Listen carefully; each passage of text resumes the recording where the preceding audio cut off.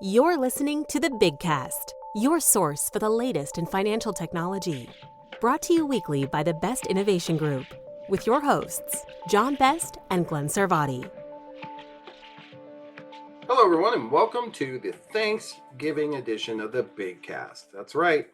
We're celebrating 1 million years of the Big Cast. Actually, I think we're pretty close to having like 500 episodes now, Glenn, believe it or not. But my name's John Best. I'm the CEO of Best Innovation Group. And I'm joined by, as we always do, it's a tradition here at the Big Cast to do a Thanksgiving episode where we give thanks for fintech and finance things throughout the year. And I always look forward to these episodes because we have a lot of friends. We actually have a new voice here today, which I'm really excited about. So without further ado, let's get going and let's introduce everyone. So we'll start off with Glenn. Glenn, you want to give us the update? I know you just got back from traveling and wrapping up this year. Tons going on, huh? Yeah, one more conference to go next week, I guess. Well, actually, by the time this airs, it'll be in the rearview mirror. But I'm grateful for a lot of things, but maybe getting a little bit of time off the road may be one of those that I won't mention at this point. And want to send out our good wishes to our usual compadre here for this episode, John Janklius, who is, for happy reasons, unable to join us today. So cheers, John. Cheers, John. Absolutely. And we're glad you're here. And let's go to Ann, and then we'll save the best for last, our replacement, which we're very fortunate to have. Go ahead, Ann. Hey, thanks, John. Hey, everybody. Ann Legg, super thankful to be on this podcast. It is such a joy. I'm the founder and CEO of Thrive. We help, as everybody knows, we help credit unions rock all that data to improve their members' lives. And I am on Team Glenn right now. Glenn, I high five you. I found out that I have been on the road 42% of this year. I am looking forward to sitting home and eating cookies. 42%. I don't come close to that. It just happens to have been a heavy fall stretch. Wow. Yeah, that's 152 days, which let's put a point on. I don't come close to that. Let's put a point on that. Most domestic pilots fly 140 to 180. So I'm a pilot plus my day job. Feeling You could be a pilot. You could be a pilot plus a flight attendant. No, man, I am a pilot plus. I said plus. I said you could do both. Right, but hold on. Run the ship and serve crackers and drinks. But we're also then going to build an engine and a rocket ship, and we're going to rock credit unions and an entire industry. I'm just saying, go big, man, go big. I have a weird prediction around that. We'll get to it later. I just when I heard pilot, domestic pilot, I was just thinking fintech pilots. That's what I was thinking too. But so let's welcome poor Lou. He's just been listening to what's going on. Lou's listening to this babble. Lou. Yes, so much to be thankful for also, including, like Ann, being able to join this podcast as a special guest. And I'm thankful to, right now I am in Waikiki, so I am very thankful to be able to be here and still be able to join this call. And I'm also thankful, I will be thankful in about 35 minutes if the fire alarm doesn't go off, because I understand you're supposed to be having a fire drill at your hotel at some point in the next hour. Yeah, testing of the fire alarm. We'll see how that goes. For those of you of our listenership who haven't met or heard Lou on the show before, really is he's been in all the big organizations. He's, I think, one of the industry's biggest supporters, and also someone who's really been ahead of the curve for many, many years. So it's just an honor to have you, Lou. So thank you. Yeah, I appreciate those kind words, John. All right, well, we're going to get going. And Lou, you're actually going to go first. So the tradition here is we talk about the things that we're thankful for that have happened throughout the year. They can be anything from mergers to, a payment system, or just even a rule, a law. And I know you're so well versed in those things. So, take us through it. What are you thankful for? All right, so I have a number of things, but the first one is, and this is much more recent, I am grateful for credit unions stepping up and helping out during the government shutdown. And I say this for a somewhat selfish reason, which I'll explain in just a second. But there's a typical skip a pay and loan modifications, but many credit unions I've seen around the country offering things like paycheck assistance programs, interest-free loans with automatic repayment once direct deposit starts, meals for members, those members who are missing SNAP payments, getting gift cards to local grocery stores, donations to community food banks, which were being drawn down by all the like federal workers who weren't getting paid. Just so much. And banks are not doing that because it's not profitable to their shareholders. Here's why I'm kind of selfish about this. When I attend GAC, I participate in the Hike the Hill sessions, and we meet with congressmen and women and tell the credit union story, because they're also hearing from ICBA how like credit unions are bad because they don't pay taxes, other false stories. So I now have a whole bunch more powerful stories to what credit unions do for their community to share in these Hike the Hill sessions. Kind of Okay. ammunition for the disinformation that we all experience. Exactly. Okay, I have to jump on now Team Lou here, because Lou, you took everything I was going to say. So let me just add a few surrounds, which I'm so complimented that you and I are sharing a brain. So this is such a cool thing. So I too went my heart just absolutely soared in these very dark times in the longest shutdown that our credit unions, this industry that we've been serving, stood in and stood up.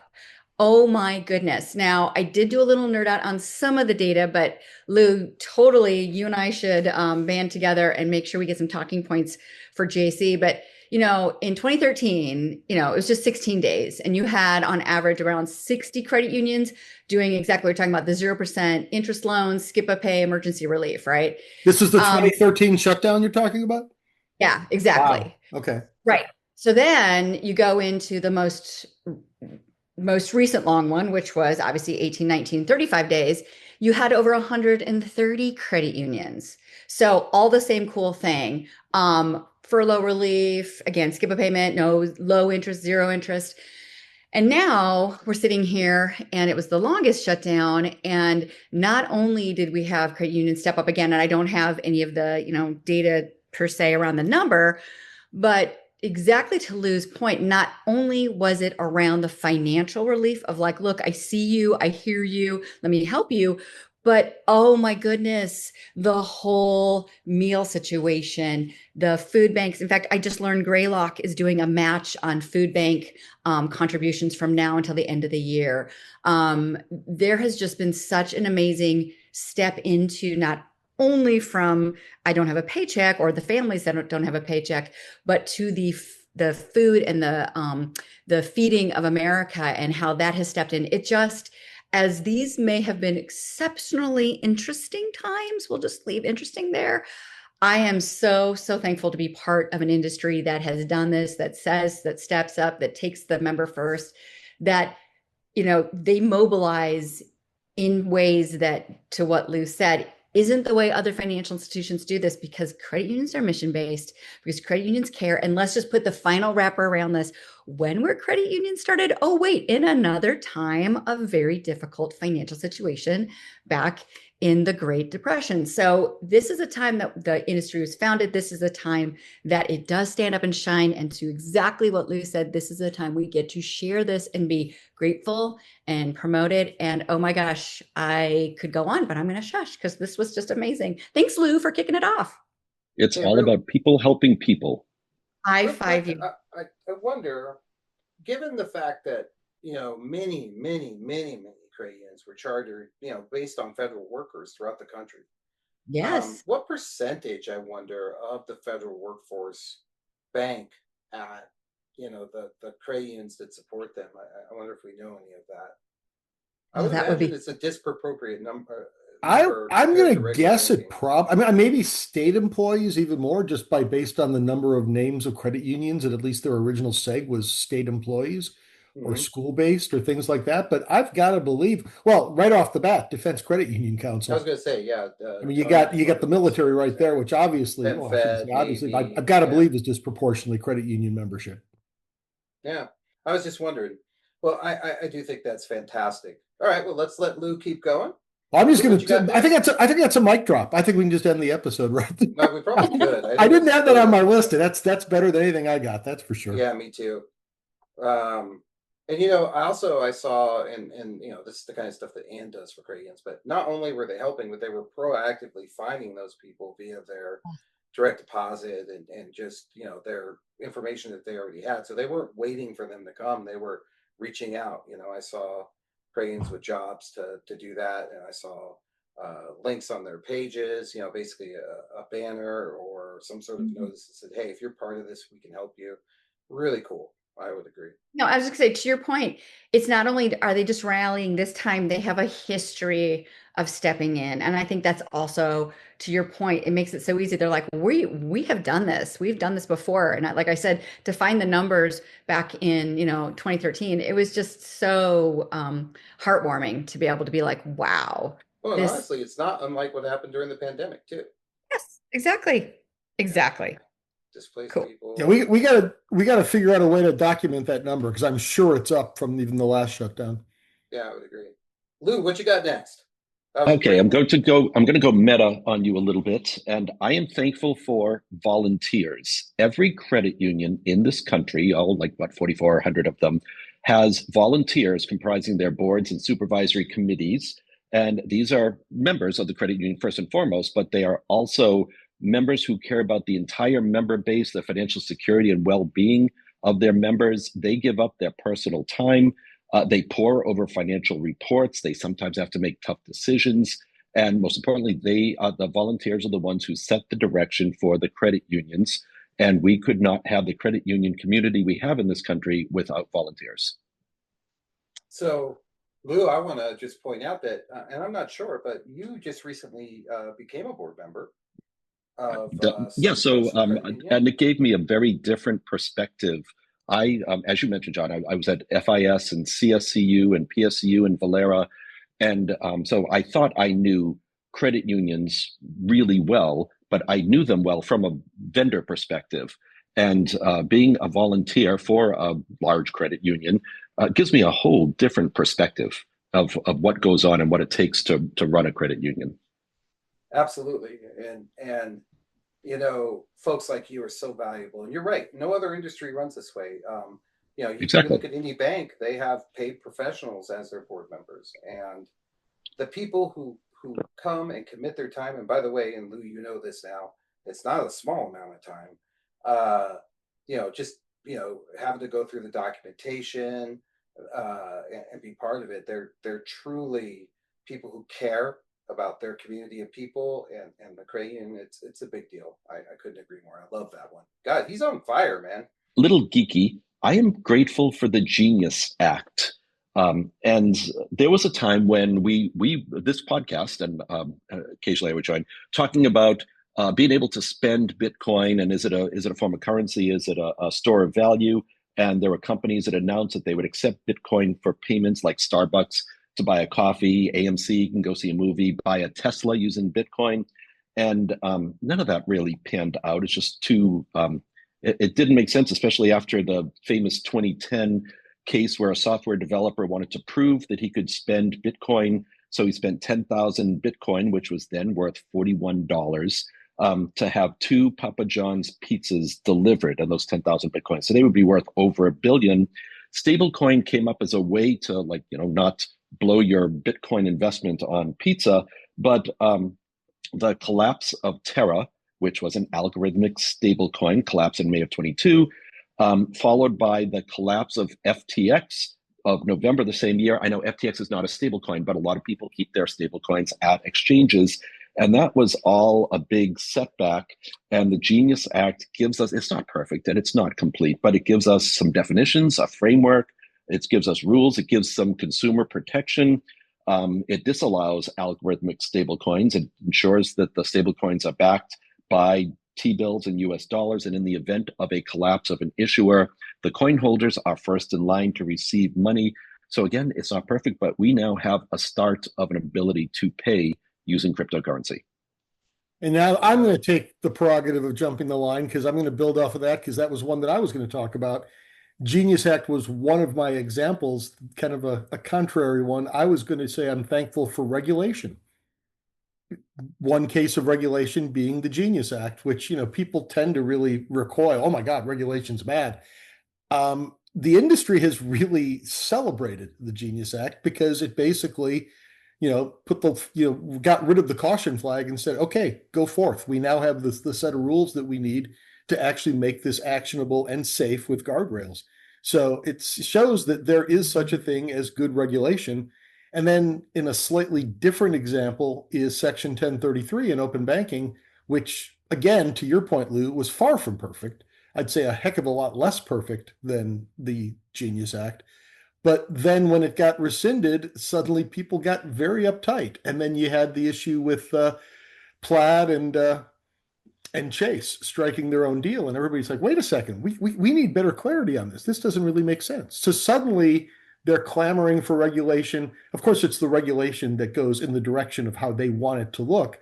But the absence of regulation suddenly doesn't look quite as good as it used to.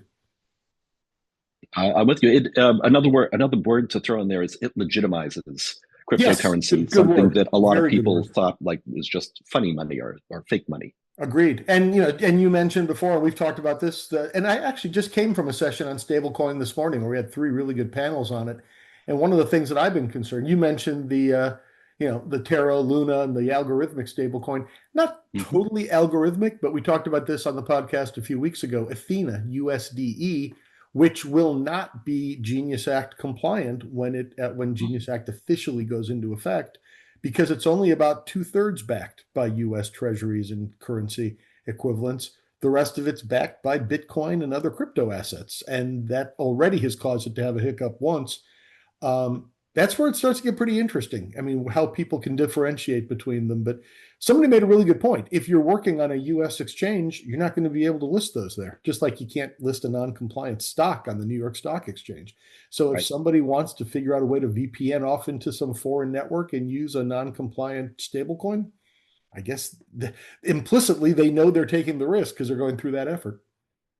You know what? I think the fun thing about this, now it's funny because when you said thankful for regulation and thankful for, legislation, yeah, never would I thought that would be something I'd be thankful for. But the thought I always go to when I think about Genius Act is credit unions can now shake up their portfolio management. What if part of my portfolio is in stablecoin? And what does that mean for value and dynamic value? And how do I think about my portfolio now? How do I think about how my members can utilize that? Does that actually give me like dynamic pricing? I mean, it can really think about creating new and innovative products, not just an additional currency line, if you will. And I am absolutely in love with the fact that we can reach more members and help do, spread more awesome. Spread more awesome. I have a lot to stack onto that, but I'm going to wait for my turn because it's kind of from a different angle, not necessarily contradictory, but a different place. Okay. I do like that. I think that was, it's important to understand that. I think, Lou, you really hit the nail on the head when you said that it sort of gave it credibility. I think that's a great word to use. And as always, just a really good sort of, looking out at what's going to happen. It's nice that we're talking about these things. So I'm very impressed with that. So Lou, you got any more? What you got? No, those are my big 3. I want to hear from you guys now. Yeah, that was really good, Lou. And I just want to thank you again for all you've done. I'll be curious to hear what you have to say about the rest of them. So let's move on. Let's go to the one and only Ann. Thanks. All right. She's, I picture her right now. She's got a big turkey in front of her with some cranberry and all the fixins, and she's gonna. And I gotta say, you guys can't see her because you're on a podcast, but Ann is so professional always, anyways. But today she's really gone out of her way. So I think you were doing some sort of board meeting. I know you do that a lot for folks. Yes. Yeah, I was Thanks, John. wow, Yeah. look at Ann. It makes me feel sad because I'm just like jeans and just lucky I put on a shirt. I normally don't like to, but I had to turn on the camera. So.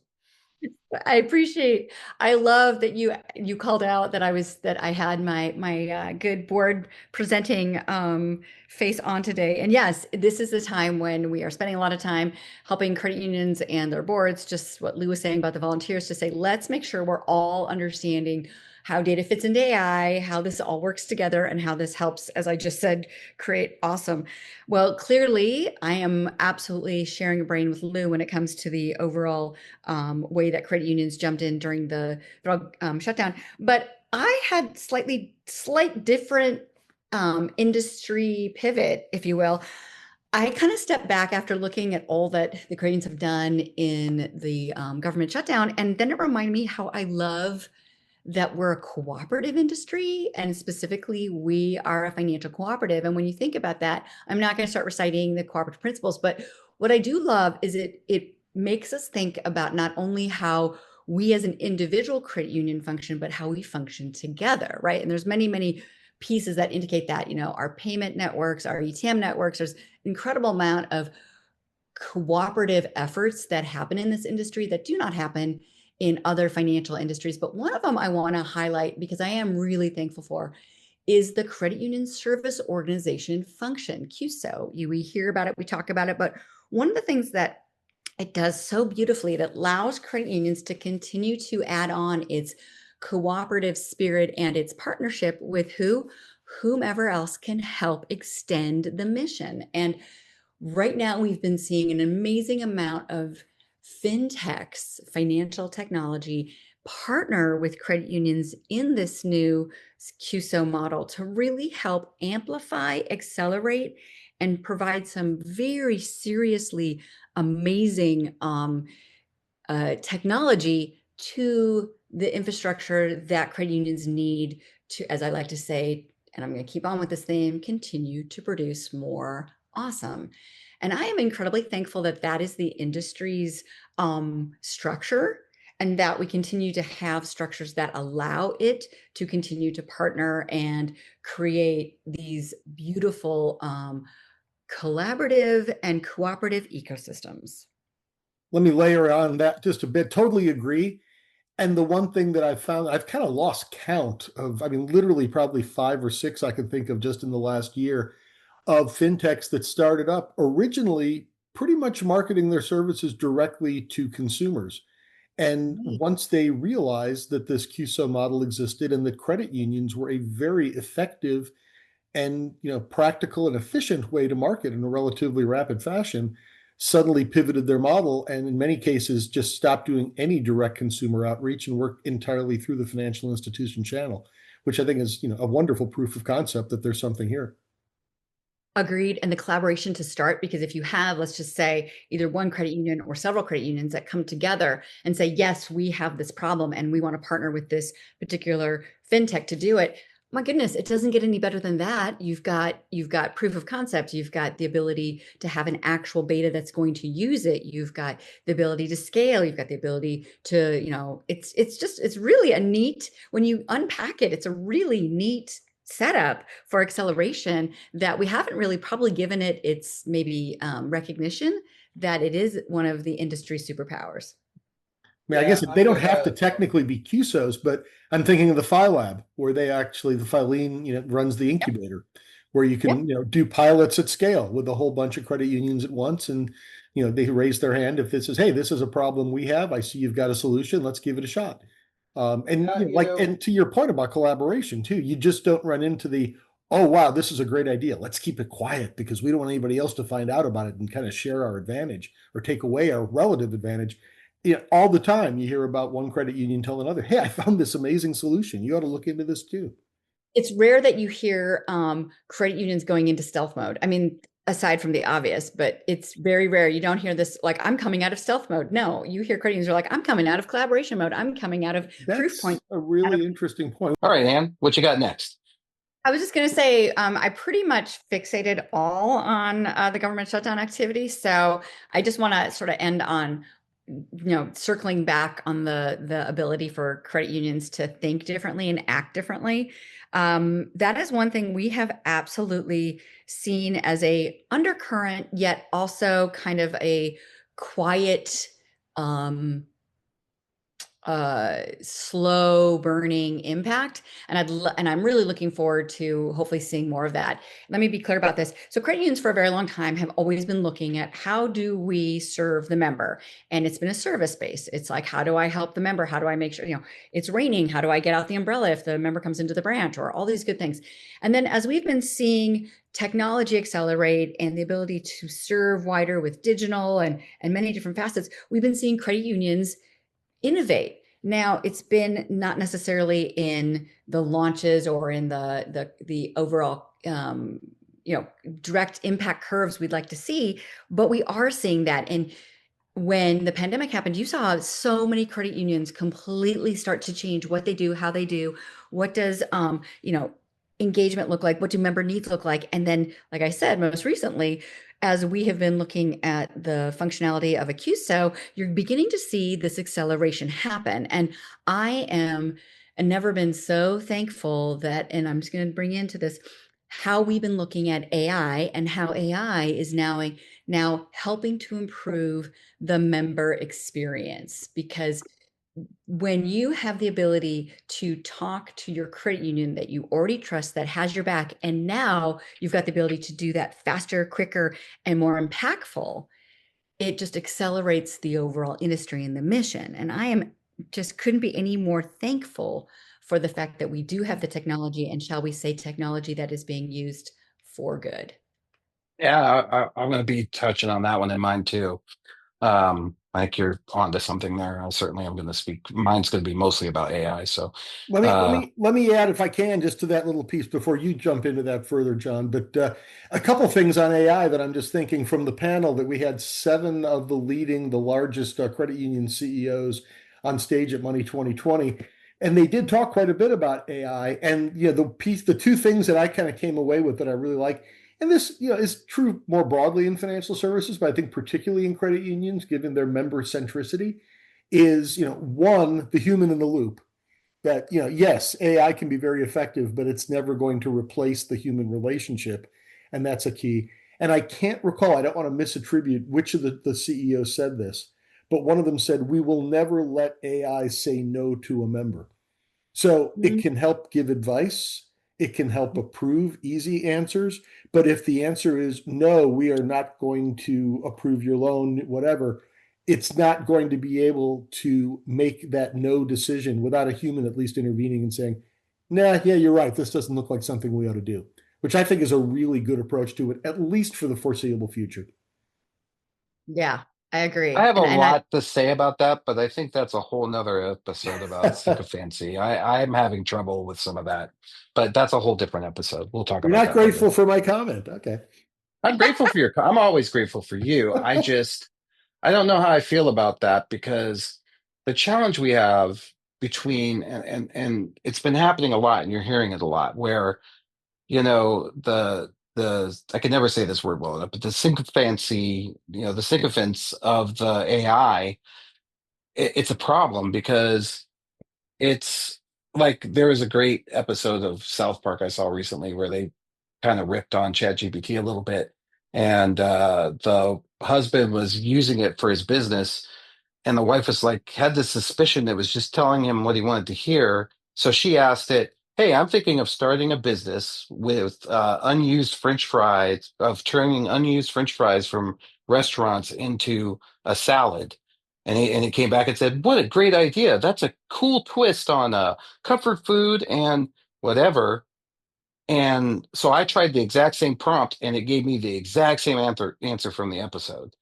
And I have concern that there could be anyways, it's a whole other conversation, but I have concern that there could be, you're going along in this very like positive, almost overly positive, somewhat disingenuine conversation with an AI, and you get to the point where it wants to say no. It's almost like when AI hits its guardrails these days, it's sort of just jarring, I think is the word I'm looking for. Like everything's going along great, and then suddenly it goes, "Yeah, I'm going to do that," and then it comes back and goes, "I can't do that because you have violated." But anyways, that's a whole different thing. It's funny. Um, That is not the objection that I thought you were. It kind of is on the opposite end of where I thought you were going to have some complaints. I thought you were pointing out that we ought to let it go even further to totally automate the process. You seem to be almost saying the opposite. I am. I'm saying that, you know, I I'm not sure just yet that we're ready to have direct conversations about financial services with an agent, but we'll get there. We'll get there. Wow. This is definitely Um, another episode because that is not the stance I expected you to take. That's good. well, and I I'm going like to to be talk about that. surprised. I'm going to talk about that a bit. But anyways, Anne, I love that. What else do you have for us? So that really wraps it up. I mean, this is going to sound a little self-serving and I don't want it to be, but I am absolutely thankful that we have this platform and that you've created this platform and that we've been doing this for so long because it's been absolutely lovely to take a beat and go, what am I thankful for? So I am thankful for this moment to be able to be thankful.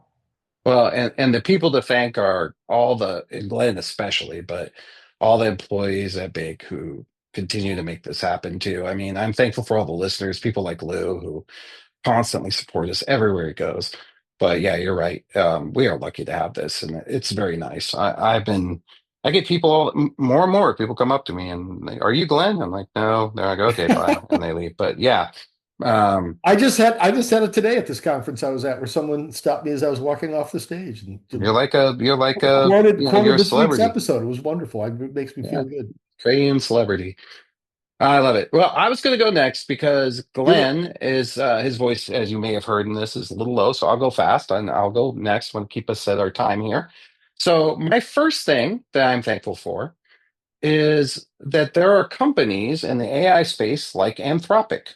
And to back that up, here's what I'm saying. I, as you guys know, have been doing probably, I would say, for the last 3 years, I would say 85% of my time is on AI.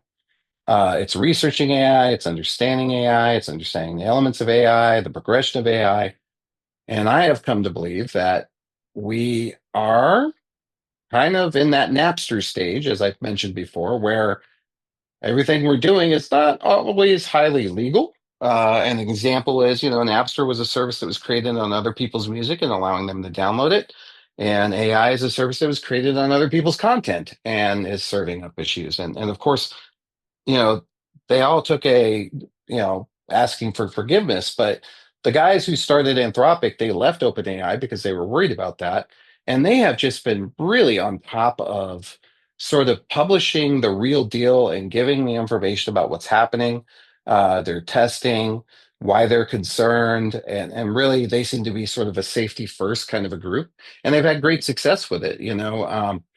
It's interesting how they've come around to be pretty much the de facto standard for any kind of programming language piece, and they're continuing to surprise people with their rollouts. But what I think is interesting about them is they're not just a bunch of technology people; they have actual neuroscientists working for them, trying to understand not only what AI does, but why it does it. And that is a very interesting concept. So I'm thankful for them because I think that this emerging industry is going so fast. We desperately need someone who isn't trying to put on the brakes. I don't know that that's helpful. I think that toothpaste is out of the tube, that train has left the station, whatever analogy you want to use.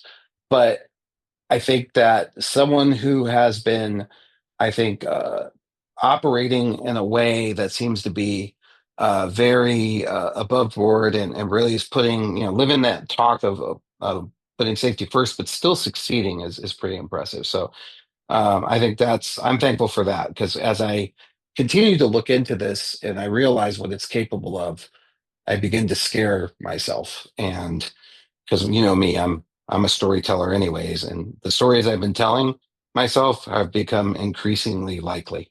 So that's one thing.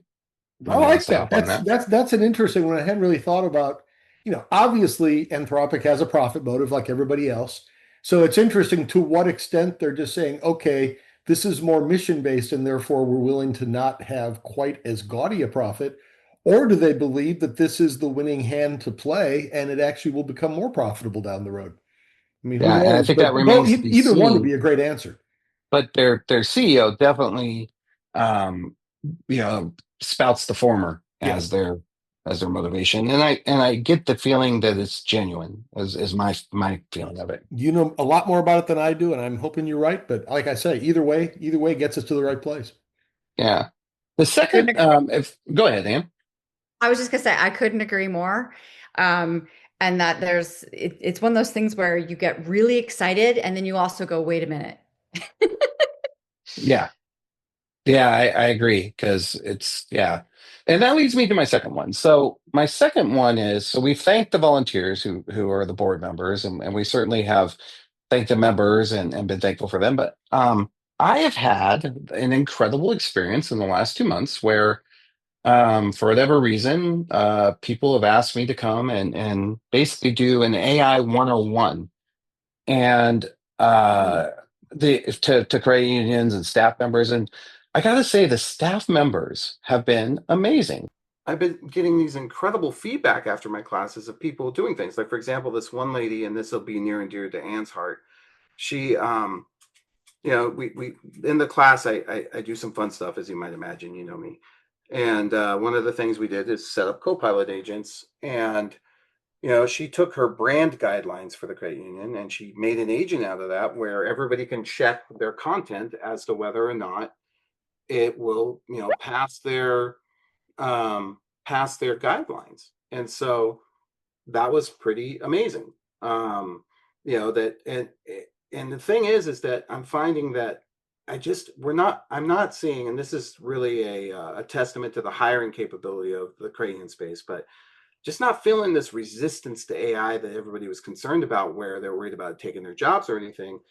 I think that that's because of the hiring and the staff that we have that really just exists and lives. We seem to have, you know, industry wide a culture of being helpful, and that translates into using this tech for the best possible opportunities, as Ann pointed out. So I think that's pretty cool.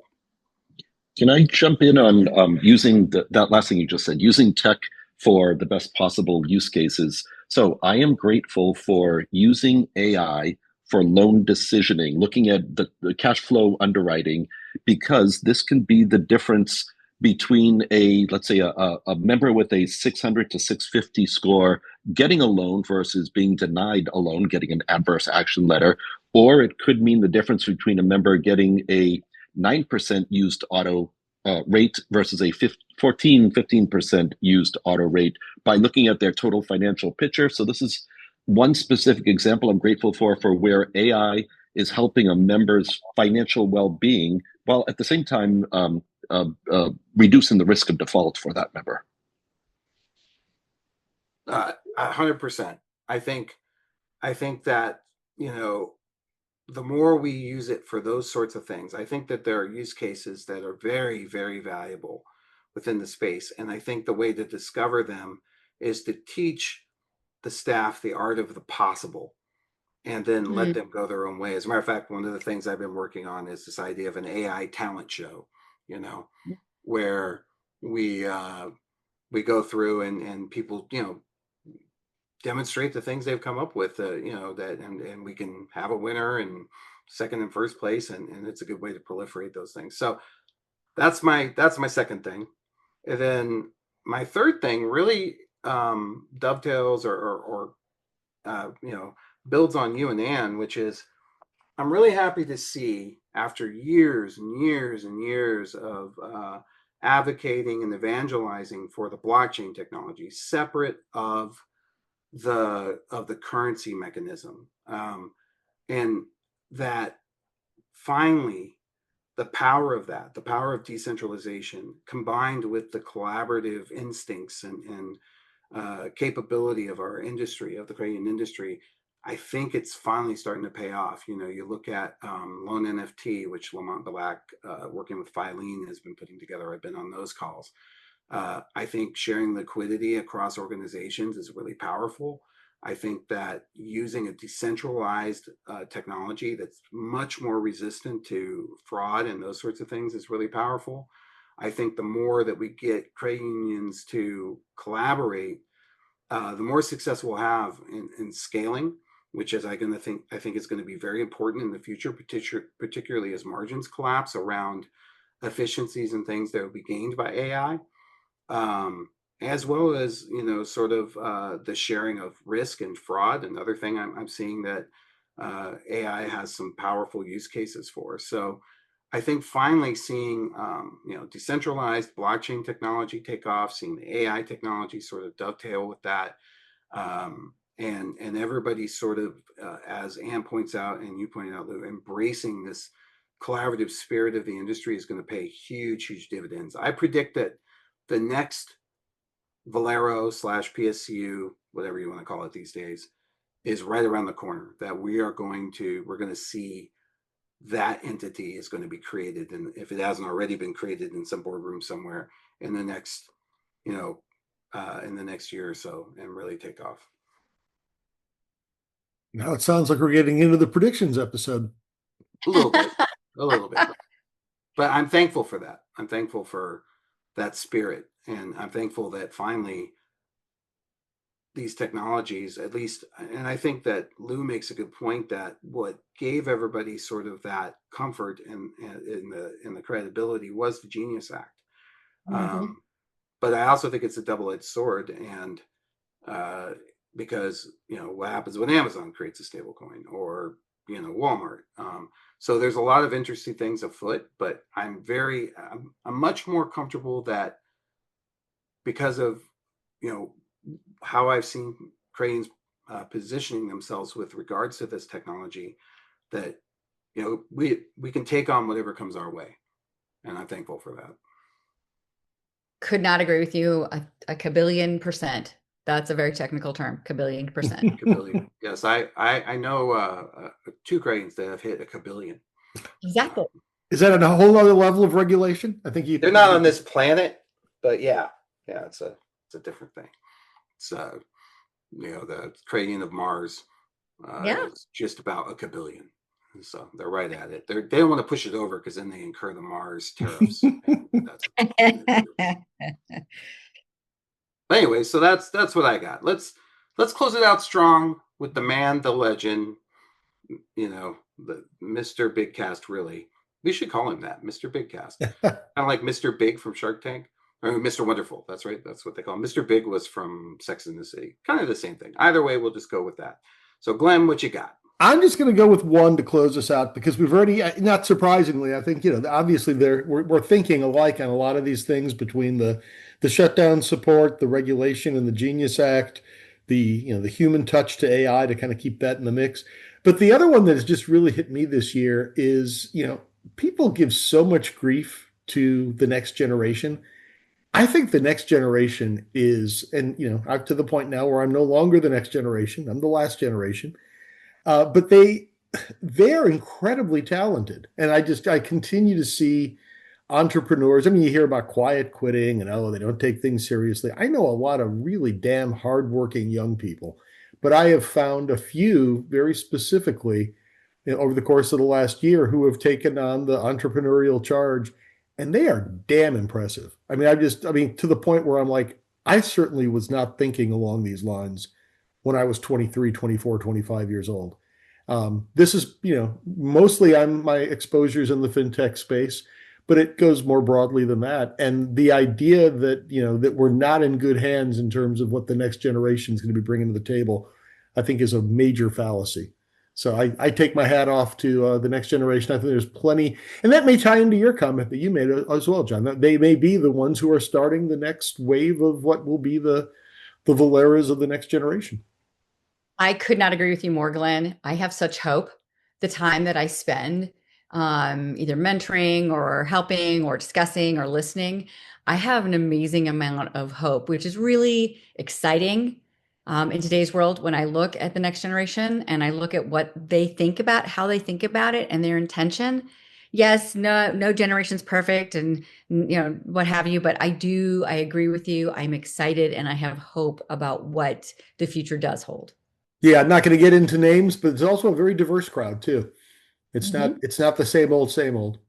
Not at all. It's all very cool. I agree. If I look at the past generation, I'm pretty pleased with the way some of the folks who have already made their mark in the space continue to pay it forward. And Lou, I know you've signed off from a day-to-day operational standpoint, but you're still volunteering, as you said. One person who really comes kind of front and center to my mind is Chip Filson, formerly of Callahan and Associates, who runs his own blog that speaks truth to power, for lack of a better way of putting it, really tackling some thorny issues, and he's not shy about diving in, and he's got the latitude to do it and the credibility to do it. So I love to hear people speak frankly along those lines. Excellent. Yeah, I love Chip. I had the good fortune of getting to work with him for many, many years when I worked at GT with Bucky and Chip, and I we're all really close, and I learned a lot from him. It's not surprising to me at all the positions he's taken, what he's doing. So Yeah, if you don't follow his blog, just a member, I highly recommend it. yeah, let's put that in the notes. I will. So let's just go around the room a bit. Let's start. Just real quick. Where can they find you if someone heard this and says, "Hey, I really would love to have Ann really talk to us about our data or whatever." So Ann, why don't you start? Absolutely. Thank you so much. Please reach out to me. You can find me at Ann Legg on LinkedIn. You can reach me by email at AnnLeggThrive.com, or you can just check out all the cool goodness. We too also have a weekly article that goes out, and you can find that at www.AnnLeggThrive.com. Love to have more chats about what you can do and how you can, what was my phrase? Create more credit union and member awesome. I like that. Create the awesome. All right, Glenn. Well, my firm is 154 Advisors. You can find me, probably LinkedIn is the best way to do that, but you can always find me obviously via the Best Innovation Group website too. On the media tab, I put blogs out regularly, and we've got, like you said, John, probably 500 going on 600 past episodes on the media tab for the big cast as well. It really is amazing the body of work that we have out there, and Glenn, you are a big part of that, and you've been with us a long time, and Lou's always been a huge supporter. So yep. So, and for me, you can find me in the same website, big-fintech.com. You can also go to John Best, all run together, JOHNBEST.ai. If you're looking for any of my speaking services, and we can't thank you enough. We've said it in this call, but I'm so thankful for the people who take the time to listen to this. It means a lot. It gives us a lot of feedback. We learn a lot. And, I just like Glenn, I can't tell you how many times someone has called me in their office and said, "Hey," and it's just always a surprise to me every single time it happens of, "Oh yeah, I love you and Glenn on the big cast," or "I love when Ann and Glenn get together," and I think Lou's an incredible addition. So yeah, I have no reason to do any self promotion, but I'm always happy to engage. You can find me on LinkedIn at Lou Grilli, LOUGRILLI, and thank you to the two guys again, and to John Janklis for allowing me to have this opportunity to express how thankful I am. yeah, we wish John the best. We know that he got some personal things which are awesome. They're not bad, and we're happy for him. So, and all right. 'tis the season. We'll probably be getting together in some permutation of this group to our other kind of annual events, the biggest stories of 2025, as well as the predictions of 2026. And I guess that bingo card is wrapping up from 2025 as well. We're probably getting pretty darn close to somebody having a winner. We are. I think we're gonna be able to announce that soon. So very fun. For those of you that haven't signed up, we'll put the link in the show notes. And have a great Thanksgiving, everyone. Happy Bye. Thanksgiving. Bye. Check back each week for the latest from the big cast. Or better yet, we hope you'll consider subscribing for free via Spotify, Stitcher, Apple, or wherever you get your podcasts. If you have questions or comments, we'd love to hear from you. Tweet us at Big FinTech, email info@big-fintech.com, or visit us at big-fintech.com and click on the Media tab, where you can post a comment or check out our archive of hundreds of past episodes. See you next week.